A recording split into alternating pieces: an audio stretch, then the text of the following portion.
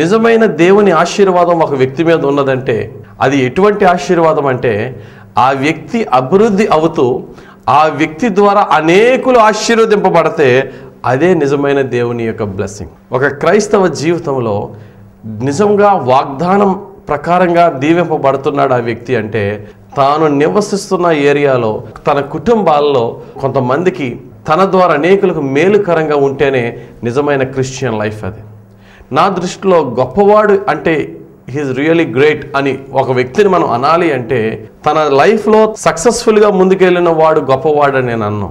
తాను సక్సెస్ఫుల్గా ముందుకు వెళితే ఆ క్రెడిట్ ఎవరికి వెళుతుంది అంటే తను సక్సెస్లోనికి నడిపించిన తన పేరెంట్స్కి వెళ్తుంది.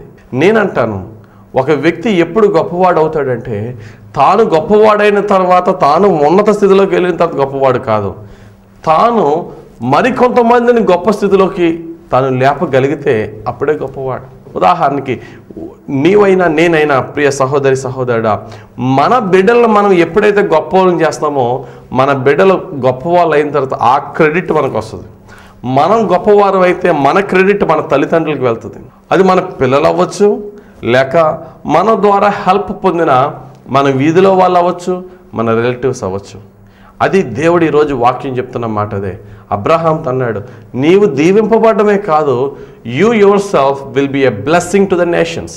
ప్రపంచము నీ ద్వారా దీవింపబడతారయ్యా.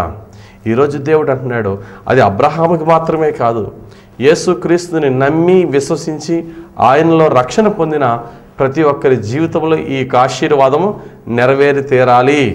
అంటే నేను యేసు ప్రభుని నమ్ముకుని ఆయన అంగీకరించినట్లయితే, ఆయన బాటలో నడుస్తున్నట్లయితే నేను దీవింపబడమే కాదు, అట్లీస్ట్ నా ద్వారా 10 మందికి నేను దీవెనగా ఉండాలి.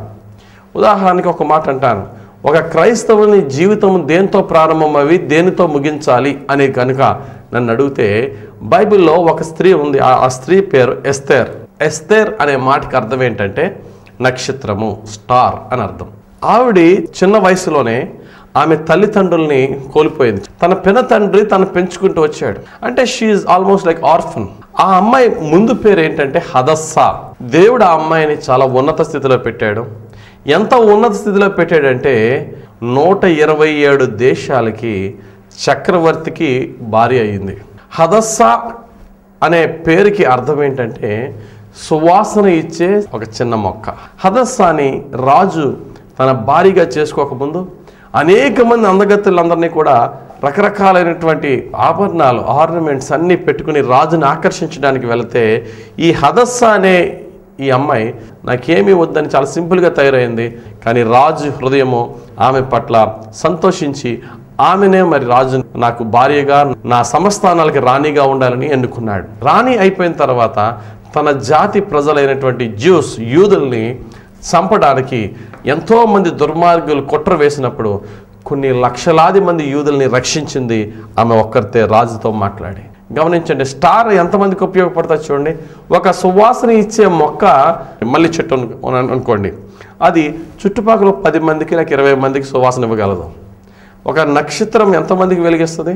ఒక నక్షత్రము కొన్ని లక్షల మందికి వెలిగిస్తుంది. అలాగే 10 మందికి సువాసన వెదజల్లే మొక్కగా ఉన్న హదస్సాని దేవుడు కొన్ని లక్షల మందికి వెలిగించే బిడ్డగా చేశాడు. అదే అబ్రహాం ఆశీర్వాదం అంటే. నీవు దీవింపబడ్డమే కాదు, నా ద్వారా చుట్టుపక్కల వాళ్ళు దీవింపబడాలా. హదస్సాగా 10 మందికి సువాసనిస్తే ఎస్తేరుగా స్టార్గా చేసి కొన్ని లక్షల మందికి సహాయకరంగా దేవుడు మనల్ని పెడతాడు. దేవుడు తన పరిశుద్ధ వాక్యం దీవించి ఈ వాక్యం ద్వారా మన ప్రార్థనా జీవితం ఆత్మీయతే కాదు, తోటి వ్యక్తికి సహాయం చేయాలా, ఏ కులమైనా ఏ మతమైనా మనసుతో మనం ముందుకు వెళ్దాం. దేవుడు ఖచ్చితంగా మనల్ని, మన కుటుంబాలను, మన చేతి పనులను 100 రెట్లు దీవించి ఆశీర్వదిస్తాడు. దేవుడు తన పరిశుద్ధ వాక్యము మీ జీవితంలో, మనందరి జీవితంలో నెరవేర్చునుగాక. ఆమెన్. ప్రార్థన చేసుకుందాం. పరిశుద్ధుడా, ప్రేమ కలిగిన యేసయ్యా, నీ స్తోత్రాలు.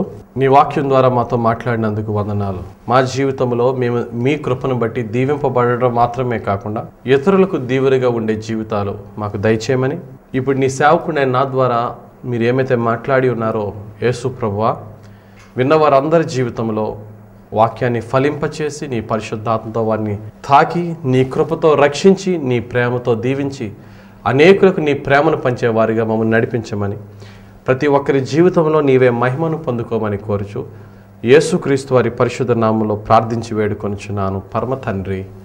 ఆమెన్. God bless you. దేవుడు మిమ్మల్ని ఆయన సేవలో వాడుకొనుగాక. బాబాయ్.